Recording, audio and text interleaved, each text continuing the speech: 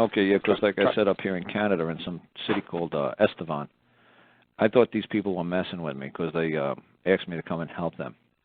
And I said to them, the man had to turn himself into jail on Tuesday, into the prison system up here. And I said to them, let me read your case. So I read his case. I said, okay. I seen that you were trying to work with the CRA, IRS, and in 2004 they defined you as a contractor. In 2006 they said you had to define yourself as self-employed, and you still define yourself as a contractor.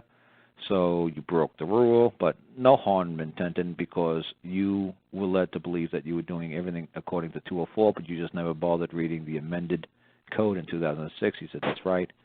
He says, and then 2008, they came after me, but I didn't really know why, because everything was the same the way I filed in 2004. I said, yeah, but see, in the code it shifted from saying the contractor to self-employed. I said, that kind of sounds like a very minor penalty, very minor word. It doesn't really seem like they should have really come kicking in your French doors and coming in with battering rams, especially since you leave your doors open because it's a bread and breakfast establishment. So I see where they kind of went overboard for just, I don't understand why they did what they did. So I said, can you show me the final order of the court that says you have to turn yourself in on Tuesday? He says, what final order? I said, okay, you had a trial, yes. And you were judged the judge said that you had to turn yourself in on Tuesday, yes. Can I please see the order? He says, there is no order. And I said, don't mess with me. Because this guy was an Indian. I said to the white guy who was with me, get me out of here. These guys are lying. There has to be an order. I said, you know what, I'll give them the benefit of the doubt. I'll wait till Monday. So on Monday we called it the Crown. I said, hey, Crown, yeah, I got Mr. McCaw here, and he's trying to tell me that he's trying to Zoom me and tell me that there's no written order for him to come in on Tuesday. She said, well, there isn't. I said, what? How are you going to record this? Why is he doing in your prison? Okay, ma'am, I said, this is funny. He filed an appeal, right? Yeah, okay. Well, he needs, when he has an appeal, he has to have the case file. He has to have the transcript. He has to have the final order, and then he submits his initial brief. Okay. How did an appeal court make a ruling when one of those 4 documents were missing? They can't even start the appeal. It's like, oh, he already lost the appeal. Ma'am, ma'am, this is simple procedure. Where's the final order? Jake is turning himself in on Tuesday, tomorrow, at 9 o'clock. I thought this guy was Zooming me. Are you telling me there is no final order? He said, well, no. And this is what I'm trying to tell you. These IRS or whatever you're talking about, or CIA or whatever 3-letter agencies are, they're not putting anybody's name on paper, so nobody could be held liable. So Jake is basically just said, the judge said, well, Jake, just go to the top of the building, put the noose over your neck, and throw yourself off the building for us. Just kill yourself. It's like, Judge, you want to put that in writing? You want me to go in a prison cell? Can you please put that in writing, that you order me to turn myself in? I said, did anybody order Jake to come in? He's like, no. I said, you're kidding me. It's not in writing that Jake has to turn himself in. There's nothing in writing. No. Okay. I called the court clerk. I said, court clerk, what's going on? You know and I know procedure. Where's the final order of the court? Was there a judgment rendered? Yes. You sat there until what, 2, 3, 4 in the afternoon, 2, 3 in the morning? Yeah. The judge got done. How many cases did you have that week? 2 cases a week maybe in that little tiny courthouse? When the judge came out that day and said, hey, how did the Jake trial go? Oh, we found Jake guilty. Oh, good, Judge. So you have an order that you want me to sign and seal and stamp and put into the case file and lock it up in the vault?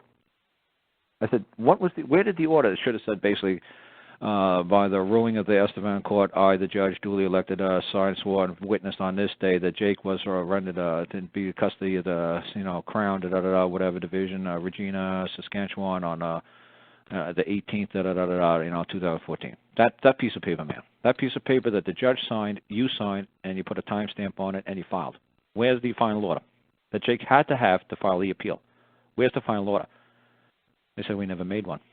I said, you're kidding me. You've got to be kidding me. And I said, Jake, you're not lying. I said, okay, you're just stupid. You're not lying.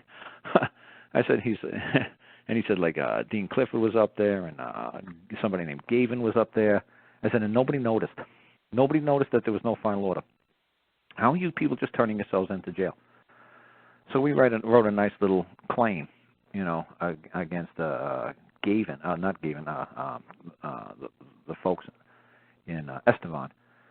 So we made a little claim, that this man was going to be caused harm if the court executes its final order, because there is no final order. Man is going to be caused harm. The court exists to benefit man. If court executes its final order, man's going to be harmed. Do as you wish. So it was funny when he turned himself in, like he said he was going to do. I said, look, don't do a Geronimo's Last Stand. Turn yourself in and totally consent and totally comply, because this is going to be a heck of a claim. He turned himself in on Tuesday. It was funny. They said his family went by on Tuesday night at 9 o'clock at night. And he said the courtroom was wide open. They said 3 judges were in there, the head clerk was in there, and the head prosecutor, and some black car that had Canada on a license plate, a big black SUV, and they said that's a provost marshal's car, was in there. Jake, they talked to Jake that night. Jake said, I love it here. They transferred him to the big Regina prison in Saskatchewan. He said, I usually have a damp cell with a wooden bench and a little flat mattress. He said, Carl, I get room service. I got a beautiful soft bed. I didn't know they had rooms like this in this prison, in this penitentiary. He says, I order 3 meals a day, and I get whatever I want. He says, I ain't going home. He says, I'm staying. I said, well, good. I said, enjoy the 3 or 4 days I spent to talk to you. Let some of the information I have filter down through your head. It's going to take a while. I said, look at it this way. Gandhi did his best work from jail. Nelson Mandela did his best work from jail. I said, Muhammad did his best work from a cave. He wrote the Quran. I said, enjoy it. Enjoy a little rest time away from the wife and kids. He says, yes, this is great. I said, yes, they realize that they're messing with a man, and they realize that they messed up big time. That you're sitting inside of a penitentiary, and there's no order for you to be there. How did you get in that building when there's no order? You just walked in, and there's no order? Reprimanding you ordering you to be there? So where did he go from here? He's just going to kick back and relax for a couple of days, and everybody's trying to scramble in Estevan and Saskatchewan, trying to figure. Ma'am, he doesn't. Angela, he don't want to go home. He said this is like the 5-star resort.